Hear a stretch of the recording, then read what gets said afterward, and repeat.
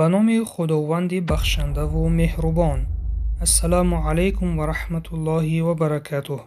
دوستان عزیز، درس تجوید را از کتاب تجوید تصویری که مؤلف آن دکتر ایمن رشدی سوید می باشند دوام می دهیم. درس امروزه ما این صفتهای حرفهای عربی. حرفها در زبان عربی صفتهای خود را دارند. اگر ما در وقت تلفظ کردن حرف این صفتها را ندهیم به صدای حرف تأثیر می رساند. صفتهای حرفهای عربی. صفتهای حرفهای عربی به دو قسم تقسیم می شوند. یکم آن صفتهایی که مقابل دارند. دوم آن صفتهایی که مقابل ندارند. صفتهای حرفهای عربی که مقابل دارند اینها می باشند. یکم این جهر یعنی آشکار خواندن و مقابل این صفت همس می باشد یعنی مخفی و آهسته خواندن. دوم این شدت یعنی قوت، در وقت خواندن با یک قوت انسان این حرف را می خواند. و صفت مقابل آن نرمی یا سستی یعنی حرف را با سستی با ملایمی می خوانیم. و توسط یعنی بینیه یعنی بین شدت و بین نرمی. و سیوم این استعلا و استفاله. استعلا این غفظ خواندن حرف و استفاله باشد این باریک خواندن حرف. چهارم این اطباق و انفتاح. و پنجم باشد این اطلاق و اصمات. اما صفتهای اطلاق و اصمات از علم صرف به شمار می روند که در تلفظ و صدا هیچ اثری ندارند و این سبب مؤلف مثال آنها را نآورده است.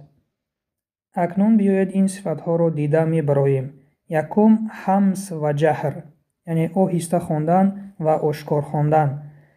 حرفهای عربی از جهت جریان و نگهداری نفس تقسیم می شوند به حرفهای همس که آنها این 10 تا می باشند و همه حرفهای باقی مانده که 19 تا می باشند اینها حرفهای جهر می باشند. اکنون تعریف همس را دیده می براییم. همس این پوشیده به گوش رسیدن آواز در نتیجه کشاده شوی تارهای صدا و نلرزیدن تارها از جریان زیاد هوای نفس می باشد. وقتی که ما حرفهای همس را تلفظ می کنیم تارهای صدا که در قسم پایانی حلق هستند آنها کشاده می شوند. مثال اش، ببینید هوا برآمدن می گیرد. اک، ات، اح، وقتی که ما حرفایی که دارای صفت همس دارند تلفظ میکنیم هوا برآمدن میگیرد، با آهستگی میبراید. تعریف جهر. جهر این واضح و روشن به گوش رسیدن آواز است که در نتیجه جمع شدن و لرزش تارهای آواز و بند شدن هوای زیادی نفس می باشد.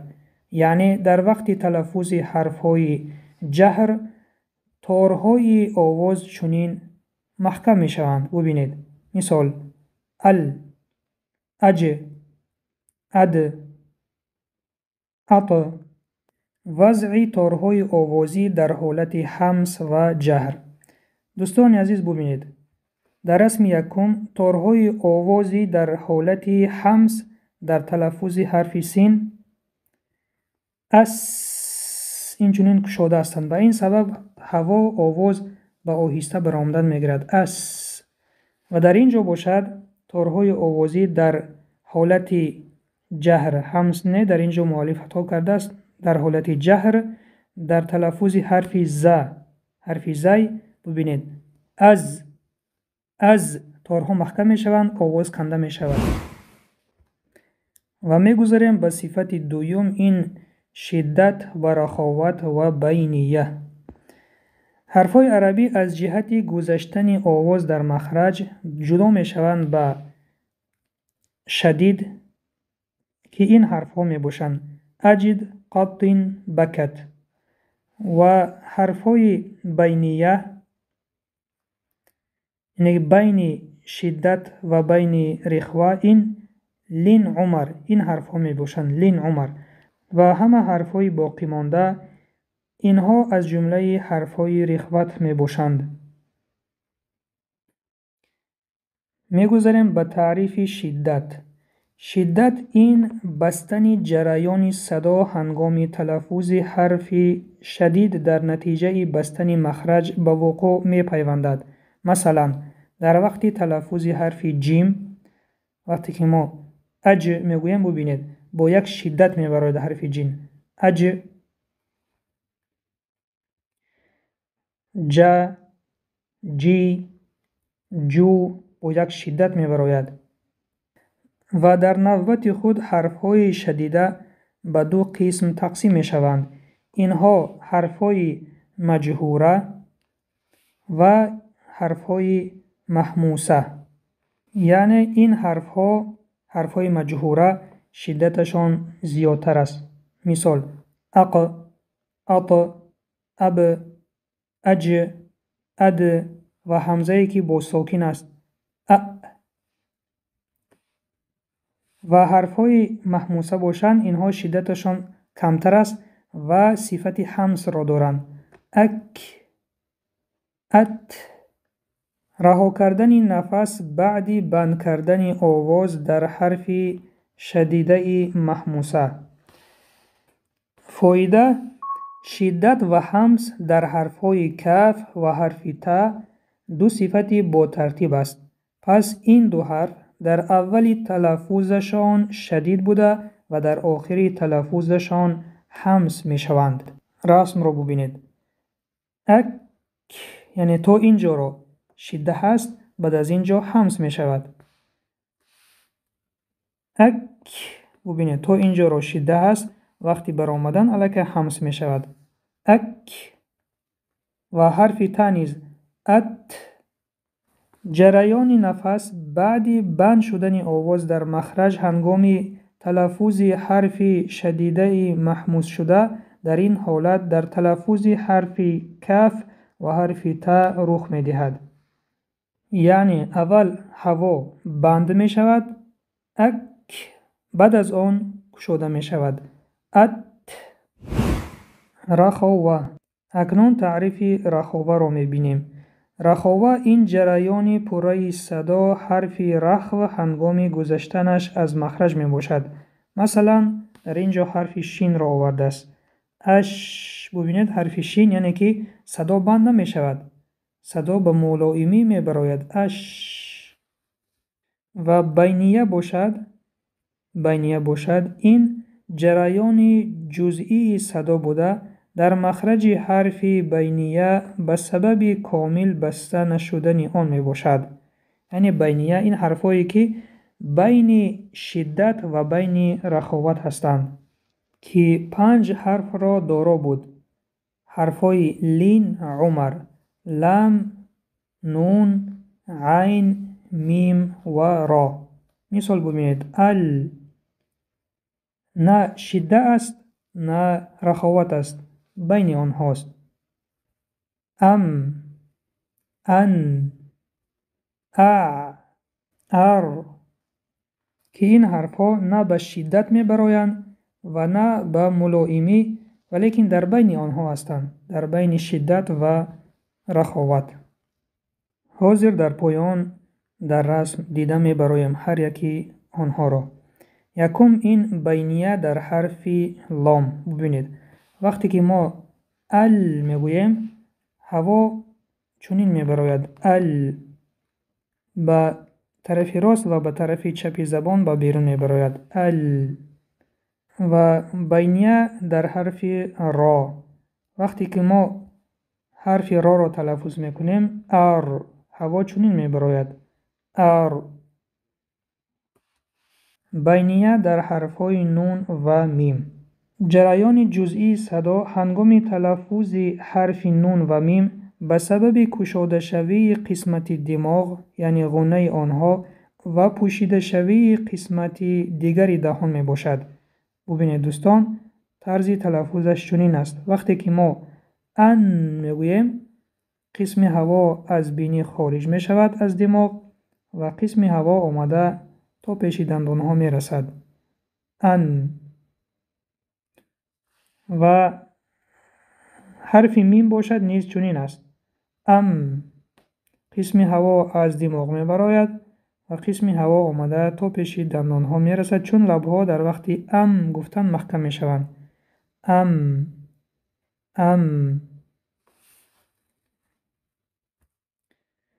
و بینیت در حرف عین. جریان جزئی صدا هنگام تلفظ حرف عین با سبب جانب عقب برگشتن نیچه حلق می باشد. این نیچه حلق است.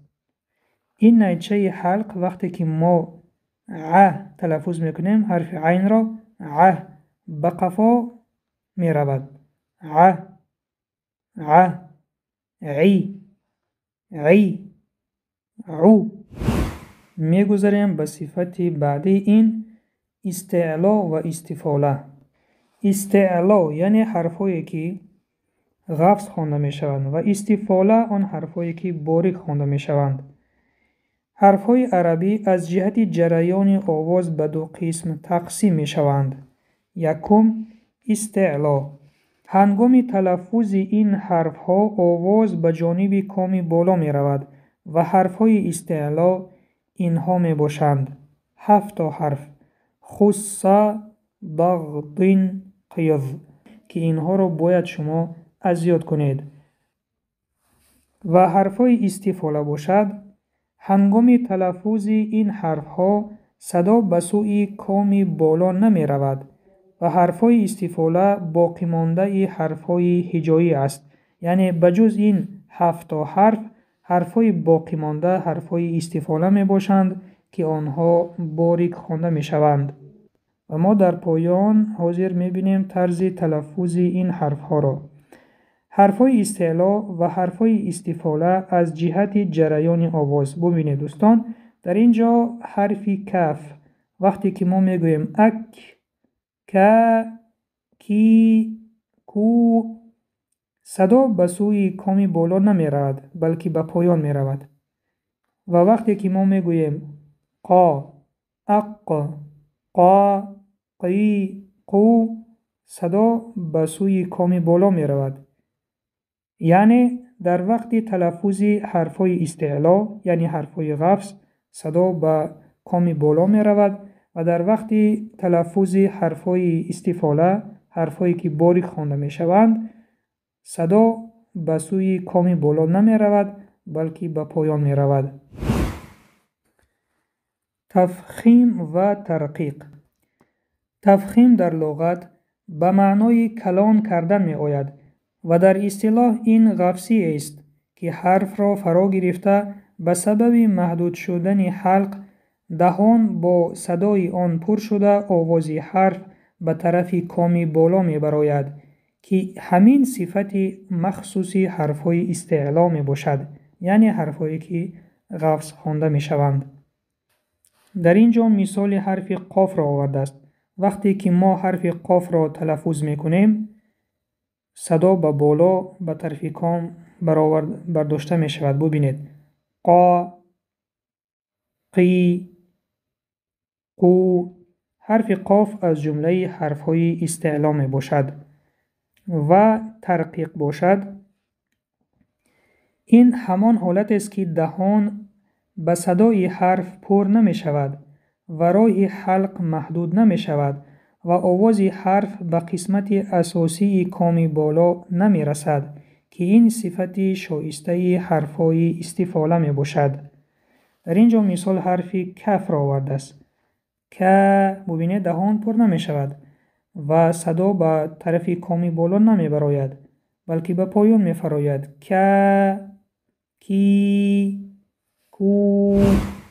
دوستان عزیز، حرفهای زبان عربی حرفهای استعلا می باشند که اینها 7 حرف ما در بالا گذاشتیم و حرفهای باقی مانده استفاله می باشند، ولیکن 3 حرف هست که گاه غفظ خوانده می شوند که اینها الف، لام و حرف را می باشند.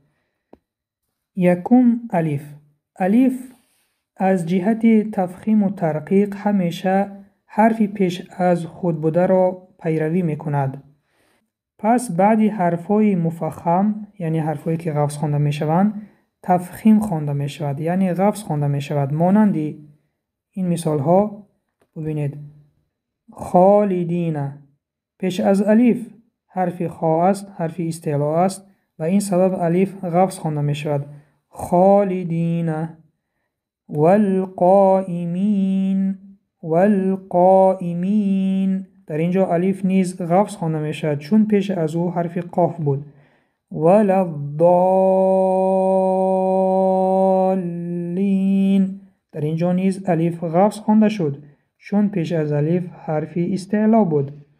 من الله در لفظ جلاله الله باشد پیش از لفظ جلاله فتحه آید، الفی که بعد از لام آید من الله غفظ خوانده می شود. و مثال آخر یراؤون ببینید حرف را که با فتحه غفظ خوانده می شود این چنین الف نیز غفظ خوانده می شود. یراؤون. و الف بعدی حرفای ترقیق شده یعنی حرفایی که باریک خوانده می شوند باریک خوانده می شود. مانندی بسم الله پیش از لفظ جلاله الله کسره آمده است و این سبب الفی که بعد از لام در کلمه الله است باریک خوانده می شود. بسم الله قل اللهم ایاک ببینید ایاک نمی خوانیم ایاک و آن سبب که حرف یا خودش حرف استفاله حرف باریک است. من السماء من السماء نه من السماء به سبب آنه که پیش از الف حرف استفاله حرف باریک آمده است. و دویم حرف لام در زبان عربی با اتفاق اهل لغت اگر پیش از لام لفظ جلاله الله حرکت فتحه یا ضمه پیش گذشته باشد لام لفظ جلاله تفخیم یعنی که غفظ خوانده می شود. مثال هو الله سیؤتینا الله و اذ قالوا اللهم اذکر الله ببینید پیش از لفظ جلاله در اینجا فتحه به این سبب لام را غفظ میخونیم، در اینجا نیز فتحه آمده است لام را غفظ میخونیم، در اینجا ضمه و در آخر نیز ضمه آمده است لام را غفظ میخونیم. اما اگر لفظ جلاله الله را حرکت کسره پیش گذشته باشد پس لام به اصل خود یعنی ترقیق باقی میماند یعنی باریک خوانده میشود. ببینید بسم الله پیش از لفظ جلاله کسره آمده است به این سبب لام را باریک میخونیم. بسم الله افی الله شک قل اللهم قل اللهم نه قل اللهم. هنگام تفخیم یعنی غفظ خواندن حرف لام قفای زبان برداشته می شود الله و هنگام باریک خواندن حرف لام قفای زبان برداشته نمی شود لله. و حکم حرف را حرف را 3 حکم دارد. یکم حرف را در 8 حالت تفخیم خوانده می شود، در 4 حالت ترقیق خوانده می شود و 2 حالت تفخیم و ترقیق جایز است که این را خدا خواسته باشد در درس آینده می بینیم. این بود پایان درس امروزه. سبحانك اللهم و بحمدک نشهد ان لا اله الا انت نستغفرك و نتوب الیک. السلام علیکم و رحمت الله و برکاته.